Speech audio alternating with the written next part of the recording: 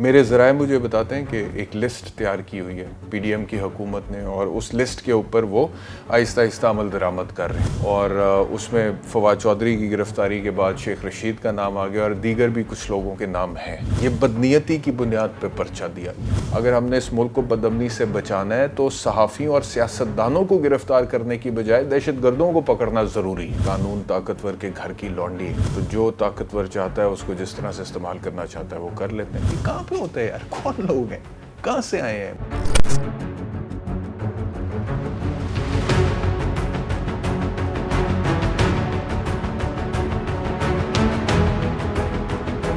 ہمارے قانون میں، ہمارے ملک میں تو آسان ہے، بڑا افسوسناک پہلو ہے، لیکن بدقسمتی سے یہاں پر کچھ سچویشن اسی طرح کی بنی ہوئی ہے پچھلے کافی عرصے سے کہ قانون طاقتور کے گھر کی لونڈی ہے، تو جو طاقتور چاہتا ہے اس کو جس طرح سے استعمال کرنا چاہتا ہے وہ کر لیتے ہیں۔ اب بغاوت اور غداری بڑے سنگین الزامات، اور اگر کوئی شخص اس کا مرتکب ہوتا ہے تو وہ تو نہ تو قابل رحم ہے، نہ قابل معافی ہے، اور نہ قابل ضمانت بھی ہے۔ لیکن یہ جو مقدمات ہو رہے ہیں، مثال کے طور پہ اگر میں آپ سے فواد چودھری کے مقدمے کی بات کروں، اور اگر بغاوت کا جو ان کے اوپر سیڈیشن کا چارج لگایا گیا تھا، اس میں تھوڑی بہت بھی جان ہوتی، کوئی سبسٹنس ہوتا، کوئی ایویڈنس، کوئی مواد، کوئی شواہد اس کے اندر ہوتے، تو آپ کو لگتا ہے کہ ایک ہفتے سے 10 دن کے اندر فواد چودھری کی بعد از گرفتاری ضمانت قبول کر لیتی عدالت؟ عدالت دیکھ ہی رہی ہے نا کہ ایک الزام ہے، بغاوت کا الزام ہے، اور اس کے باوجود عدالت انہیں پوسٹ اریسٹ بیل دے دیتی ہے۔ تو اس کا مطلب یہ ہے کہ عدالت نے جب سارا ریکارڈ دیکھا ہے تو عدالت کو لگا ہے کہ بغاوت کے الزام میں کوئی جان نہیں ہے، یہ بدنیتی کی بنیاد پہ پرچہ دیا گیا، تو اس وجہ سے عدالت نے فوری طور پہ نہیں، تو یہ تو اس سے بہت مائنر اوفینسز جو ہوتے ہیں اس میں اگر وہ لگ جاتے ہیں ایک دفعہ تو اتنی جلدی ضمانت ہوتی نہیں ہے گرفتاری کے بعد۔ پوسٹ اریسٹ بیل کا ایک ٹائم ہوتا ہے، وقت لگتا ہے عدالت کو اپنا مائنڈ میک اپ کرنے میں کہ اس میں ضمانت ملنی چاہیے، نہیں ملنی چاہیے۔ Apparently if the guilt of the accused is floating on the surface, they don't allow bails۔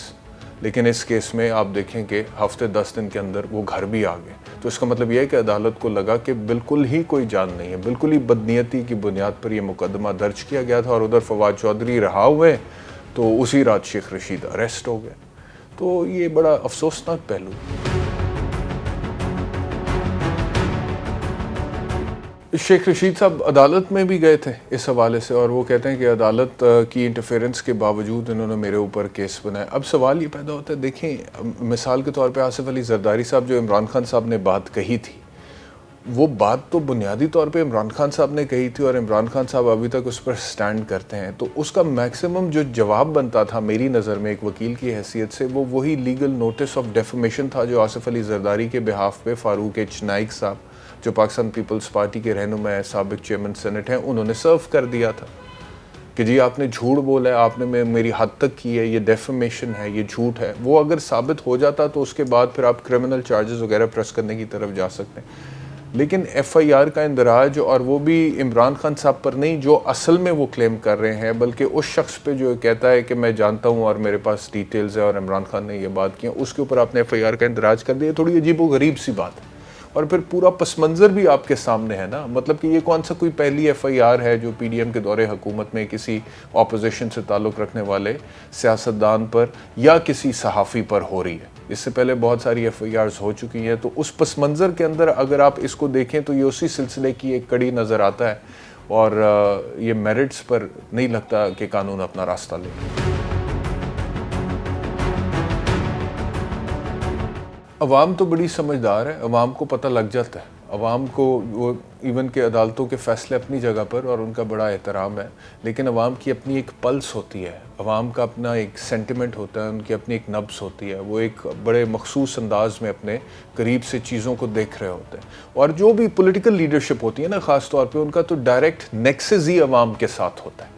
تو جو بھی پولیٹیکل لیڈر ہے اس کا نیکسس اگر عوام کے ساتھ ہے تو پھر عوام کو پتہ ہوتا ہے کہ یہ کس نوعیت کا، کس فطرت کا آدمی، ٹھیک ہے۔ تو عوام جو ہے اس کو، بہت ساری عوام بھی اسی ملک میں رہتے ہیں 75 سے، آپ مجھے بتائیں کہ عوام جو ہے کوئی کٹی ہوئی تو نہیں ہے، یہاں پہ اگر پولیٹیکل وکٹمائزیشن ہو رہی ہے، سیاسی انتقام ہو رہا ہے، تو یہ سیاستدانوں کے ساتھ تو تب ہوتا ہے جب وہ اپوزیشن میں جاتے ہیں، اور جب حکومت میں ہوتے ہیں تو وہ تو بڑے زبردست لائف سٹائل انجوائے کرتے ہیں. عوام تو بیچاری ساری زندگی ان حالات میں گزار دیتی ہے. ان کے اوپر تو ایک تھانے کا ایس ایچ او بھارا پڑ جاتا ہے، ان کے اوپر تو ایک ڈی ایس پی، ایک پٹواری بھارا پڑ جاتا ہے. انہیں تو سول کورٹ سے انصاف ملنا مشکل ہوا ہوتا ہے.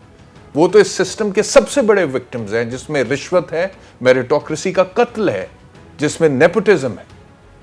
تو اس وجہ سے وہ جب اپنے ساتھ روز یہ واقعات ہوتے ہوئے دیکھتے ہیں تو ایونچولی انہیں پھر پتہ لگ جاتا ہے کہ اچھا یہ بندہ اب اپوزیشن میں گیا تو اس وجہ سے اس کے ساتھ بھی یہ ہو رہا ہے. لیکن جب یہ پاور میں تھا تب نہیں ہوتا تھا. ہم کبھی پاور میں گئے نہیں تو ہمارے ساتھ ہمیشہ ہی ہوتا ہے. تو یہ عوام جانتی ہے، عوام کو پتہ لگ جاتا ہے. میرے ذرائع مجھے بتاتے ہیں کہ ایک لسٹ تیار کی ہوئی ہے پی ڈی ایم کی حکومت نے، اور اس لسٹ کے اوپر وہ آہستہ آہستہ عمل درآمد کر رہے ہیں. اور اس میں فواد چودھری کی گرفتاری کے بعد شیخ رشید کا نام آ گیا، اور دیگر بھی کچھ لوگوں کے نام ہیں. اور میں اب وہ نام لینا نہیں چاہتا، میں کسی کو پن پوائنٹ نہیں کرنا چاہتا. اور اس کے علاوہ جو صحافی برادری ہے اس میں بھی کریک ڈاؤن کرنے کا ارادہ ہے، اور اس کی بھی کوئی لسٹ تیار کی گئی ہے، اس میں بھی کچھ نام ہیں. تو اب دیکھیں آنے والا، میں تو کہتا ہوں کہ میں نام نہ لوں بہتر ہے، تاکہ پی ڈی ایم کی حکومت کوئی عقل کے ناخن لے اور ہوش کرے، اور اپنے ان جو بھی اقدامات ہیں انہوں نے سوچے ہوئے اس سے باز رہے. بہتر یہی ہے، کیونکہ دیکھیں ملک اس وقت بہت زیادہ چیلنجز کا شکار ہے. پولیٹیکل ٹرموائل تو پہلے سے تھا، اکنامک ٹرموائل ہے، اور اس کے ساتھ ساتھ اب دہشت گردی کا جو پرابلم سامنے آ رہا ہے. اگر ہم نے اس ملک کو بدامنی سے بچانا ہے تو صحافیوں اور سیاستدانوں کو گرفتار کرنے کی بجائے دہشت گردوں کو پکڑنا ضروری ہے. تو اس طرف فوکس کریں، اس طرف سوچیں، اس طرف اپنے تمام تر ریسورسز لگائیں، اس طرف اپنے تمام تر اسٹریٹجی جو ہیں وہ بنائیں، تاکہ ہم اس بحران سے نکلیں ایک قوم کی حیثیت سے. لیکن اگر آپ نے اس کو پس پشت پھینک دینا ہے اور سیاسی بنیادوں پر سیاسی مفادات کے لیے، اپنے اقتدار کو طول بخشنے کے لیے، یا پوائنٹ سکورنگ کے لیے، یا کوئی سکور سیٹل کرنے کے لیے انتقامی کارروائیاں کرنی ہیں، تو ادھر تو جو آپ کر رہے ہیں وہ تو کر ہی رہے ہیں مخصوص لوگوں کے ساتھ زیادتی، لیکن ملک کے ساتھ، قوم کے ساتھ، ریاست کے ساتھ، عوام کے ساتھ بہت بڑی زیادتی ہوگی. اس کی وجوہات یہ ہے کہ آپ کی عدالتوں میں انصاف ناپید ہے. اس کی وجہ یہ ہے کہ آپ کی عدالتوں میں ایک غریب آدمی رل جاتا ہے، ایڑیاں رگڑتا ہے، چیخو پکار کرتا ہے، لیکن اس کو انصاف نہیں ملتا. اس کی وجہ یہ ہے کہ آپ کی عدالت میں ایک غریب آدمی اگر اس کی زمین پر ناجائز قبضہ ہو جائے تو جو قابض ہے وہ اس کو خود کہتا ہے کہ تو نے کر دیا میرے خلاف مقدمہ، اب دیکھیں تیرا پوتا جا کے اس کی ڈکری لے سکے گا، فیصلہ لے سکے گا. تیری زندگی میں تو بھائی نہیں ملتا، یا تیرے بیٹے کی زندگی میں بھی نہیں ملتا. اس کی وجہ یہ ہے کہ یہاں پر ایف آئی آرز کا جھوٹا اندراج ہوتا ہے. اس کی وجہ یہ ہے کہ گنہگار کو بے گناہ اور بے گناہ کو قاتل لکھ دیا جاتا ہے، اور کوئی اکاؤنٹیبلٹی نہیں ہے، کوئی احتساب نہیں ہو پاتا بہت بڑے پیمانے پہ. میں مطلب کہ یہ نہیں کہہ رہا کہ ہر کیس میں ایسا ہوتا ہے، لیکن بہت بڑے پیمانے میں آپ کا جو انصاف کا نظام ہے وہ انصاف پر نہیں بلکہ ظلم پر مبنی ہے. اس میں میرٹ نہیں ہے، اس میں کچھ اور بنیادوں کے اوپر چیزیں آگے چلتی ہیں. وہ سفارش ہے، وہ پیسہ ہے، وہ رشوت ہے، وہ کوئی اور اثر و رسوخ ہے، اس بنیاد پر چیزیں آئی. تو جس کے پاس وہ ہوتا ہے وہ اس ٹائم پر اس کو اپنے اکارڈنگلی مینیپولیٹ کر لیتا ہے، اور جو ڈیزرونگ پارٹی ہے جس کو ریلیف چاہیے وہ اس کو نہیں ملتا. تو اس کی وجہ یہ ہے کہ وہ پھر وہ جتنے بھی سرویز ہوتے ہیں اس میں وہ لوگوں سے ہی جا کر پوچھتے ہیں نا، جن کا تعلق اس قانونی نظام سے، نظام قانون و انصاف سے. تو لوگ بتاتے ہیں کہ ہمارے ساتھ یہ ہوتا ہے، یہاں پہ لوگ بتاتے ہیں کہ ہمیں انصاف نہیں ملتا، لوگ بتاتے ہیں کہ ہم سے رشوت مانگی جاتی ہے، لوگ بتاتے ہیں کہ تاریخ ہی ملتی ہے، فیصلہ تو ملتا نہیں. اور پھر فیصلہ مل بھی جائے آن دا سول سائڈ تو اس کا اجرا، اس کی امپلیمنٹیشن، اس کی ایگزیکیوشن میں کئی سال لگ جاتے ہیں. یہ کیسا نظام ہے؟ میری تو مجھے ویسے آپ سمجھا دیں. 16 سال ہو گئے مجھے پریکٹس کرتے ہوئے. مطلب کہ قانون کا جو نظام ہوتا ہے وہ تو انصاف دینے کے لیے ہوتا ہے نا، یہاں پہ اس کے ذریعے سے بے انصافی ہو رہی ہوتی ہے ایک بہت بڑے پیمانے پہ. تو یہ کیسا نظام ہے بھائی؟ کیسا نظام؟ ایسے نظام سے تو پھر فرسٹریشن ہی ہوتی ہے، اور پھر اسی طرح کی رینکنگز نکلتی ہیں. جیسے مجھے تو لگتا ہے ابھی بھی یہ رینکنگ کچھ بہتری کی طرف اشارہ کر رہی ہے. پتہ نہیں ادھر بھی ہونا چاہیے کہ نہیں ہونا چاہیے.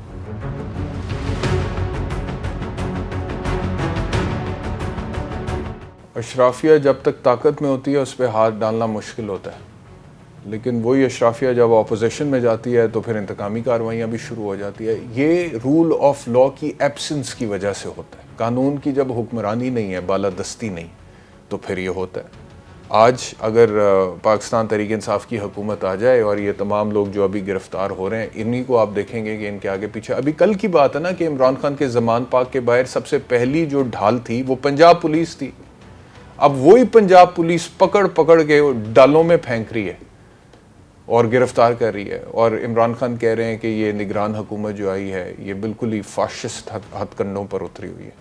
ٹھیک ہے نا, تو یہی ہے سچویشن.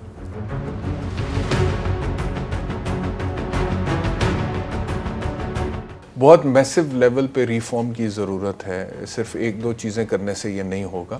ایک تو یہ ہے کہ سب سے پہلے آپ کو بجٹ ایلوکیشن کرنا پڑے گا, ججز کی تعداد کو بڑھانا پڑے گا, عدالتوں کے ماحول کو بہتر سازگار کرنا پڑے گا, فیسلٹیز کو انشور کرنا پڑے گا. ورک لوڈ ایک جج پہ اتنا زیادہ ہوتا ہے, مثال کے طور پہ ایک جج کی کیپیسٹی اگر ایک دن میں 50 کیس سننے کی ہے تو اس نے 350 کیس سننا ہے, تو 350 کیس نہ تو سن سکتا ہے, نہ سن کے اس پہ فیصلہ کر سکتا ہے, نہ انصاف کر سکتا ہے. وہ بھی فرسٹریٹ ہو جاتا ہے, وہ بھی ڈیسپریٹ ہو جاتا ہے, اسے بھی سمجھ نہیں آتی میں نے کیا کرنا ہے. تو ایک تو ججز کی تعداد کو بڑھانا ہے, ورک لوڈ کو کم کرنا ہے, سسٹم کو ایفیشینٹ بنانا ہے. دوسری چیز یہ ہے کہ جو آپ کا نظام ہے نا جی, وہ ابھی تک اتنا فرسودہ ہے کہ جس طرح آپ کی فائلنگ اور آپ کا ریکارڈ رکھا جاتا ہے, جس طرح معاملات ہوتے ہیں, بہت سارے غلط چیزیں ہو جاتی ہیں لیگل سسٹم میں. مثال کے طور پہ فائلیں غائب ہو گئیں, یہ ہو گیا, وہ ہو گیا.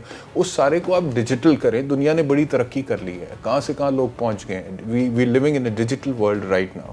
ٹھیک ہے, اس کو آپ ڈیجیٹل کریں. آپ اپنے پٹوار خانوں کو ڈیجیٹل کر دیں تو آپ کا بہت سارا لٹیگیشن کورٹ میں آئے گا ہی نہیں.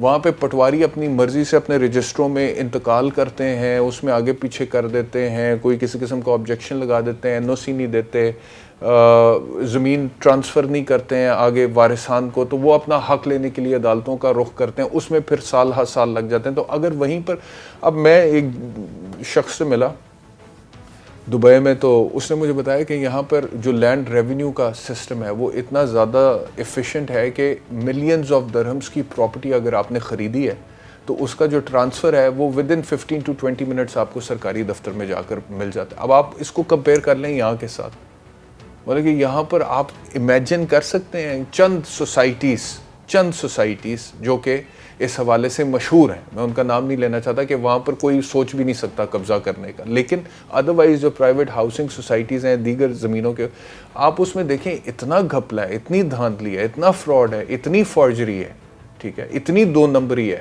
کہ ایک بندہ بیچارہ پیسے لے کر آیا کوئی اوورسیز پاکستانی, اس کو بازار میں بیچ کے کھا جاتے ہیں, اس کو بعد میں پتہ لگتا ہے میرے ساتھ ہو کیا گیا ٹرانزیکشن کے نام پہ. تو اگر صرف سسٹم کو آپ ٹیکنالوجی اس کے اندر لے آئیں نا اور اس کو ڈیجیٹلائز کر دیں تو بہت ساری لٹیگیشن آپ ویسے ہی اوائڈ کر سکتے ہیں. تو یہ کریں. اور تیسرا یہ ہے کہ قانون میں کچھ ریفارمز کرنے کی ضرورت ہے. آپ کا جو بنیادی ڈھانچہ ہے قانون کا وہ انگریز دور کا, ابھی بھی 124 ہے جو آپ لگا رہے ہیں, میرے خیال میں مولانا محمد علی جوہر پہ بھی یہی لگا تھا انگریز دور میں. اور یہ 1860 کا آپ کا پینل کوڈ ہے, 1858 کا آپ کا ضابطۂ فوجداری ہے, 1908 کا آپ کا ضابطۂ دیوانی ہے. تو ان قوانین کو جس طرح بوسیدہ شکل میں آپ نے اپنے سینے سے لگا کے رکھا ہوا ہے, یہ اللہ معاف کرے کوئی آسمانی صحیفے نہیں ہے. جس نے آپ کے لیے بنائے تھے نا گورے نے, ادھر آپ جا کے دیکھیں کہ انہوں نے کتنی ترقی کر لی اور کتنا ریفارم کر لی اور کتنا لاز کو جو ہے وہ آگے انہوں نے امینڈ کر لی. اور وہ اپنے کانسٹیٹیوشن کے بارے میں بولتے ہیں that the constitution is in flux, یعنی کہ یہ تبدیل ہوتا رہتا ہے. this is a living organism, جیسے ایک انسان تبدیل ہوتا ہے, بچہ ہوتا ہے, جوان ہوتا ہے, بوڑھا ہوتا ہے.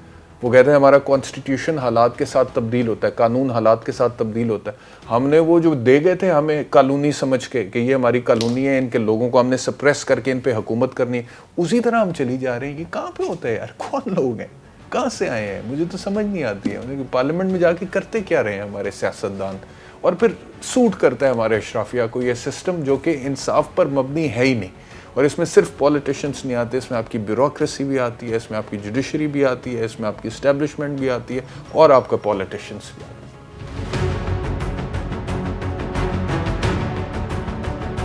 آئی ڈونٹ بلیم دیم, وہ کیا کریں. اور مجھے یاد ہے کہ میں جب بارٹ لا کیا تھا 2006 میں 25 سال کا تھا, اور مجھے بہت سارے لوگوں نے کہا کہ اب آپ واپس نہ جاؤ, یہیں پر پریکٹس کرو برطانیہ میں, اور اپرچونیٹیز بڑی اچھی تھی, میں وہاں پر رہتا, میں بڑا پیسہ کما سکتا تھا. لیکن میں نے کہا کہ نہیں جی, میں واپس پاکستان جا کے پریکٹس کروں گا. اور وہاں کا اور یہاں کا جو ماحول ہے اس میں زمین آسمان کا فرق تھا عدالتوں میں, لیکن اس کے باوجود ہم تو واپس آ گئے اور ہم نے کہا کہ ہم ادھر ہی پریکٹس کریں گے. کر بھی رہے ہیں, اس کی ایک قیمت بھی ادا کر رہے ہیں, قیمت بھی چکا رہے ہیں وہ آپ کو, لیکن ہر شخص نہیں چکانا چاہتا وہ قیمت. ہر شخص وہ قیمت ادا کرنے کے لیے تیار نہیں ہے. اس کے پاس آپشنز ہیں تو وہ ان آپشنز کو اویل کر لیتے. اب یا تو آپ نے یہاں پہ چیزیں کچھ اچھی کر دی ہوں ان کے لیے تو پھر تو آپ انہیں بلیم کریں, لیکن اگر یہاں پر انہیں میرٹ نظر نہیں آئے گا, اپرچونٹی نظر نہیں آئے گی, وہ فرسٹریشن میں چلے جائیں گے. آپ کے ینگسٹر جو ہے, ٹھیک ہے, ٹیلنٹ کو آپ پروموٹ نہیں کرتے, نیپوٹزم پر آپ نوکریاں دیتے ہیں, ٹھیک ہے, نیپوٹزم پر سارا سسٹم چل رہا ہے, رشوت پہ چل رہا ہے, تو آپ کا ایک ینگسٹر اگر اس فرسودہ بدبودار نظام سے نکلنا چاہتا ہے تو میں اس کو الزام نہیں دوں گا. لیکن یہ جو ہمارے صاحب اقتدار ہیں ان کو فکر کرنی چاہیے, لیکن ان کو تو فکر صرف اپنے اقتدار کی ہے. وہ کیوں فکر, انہیں کیا فرق پڑتا ہے؟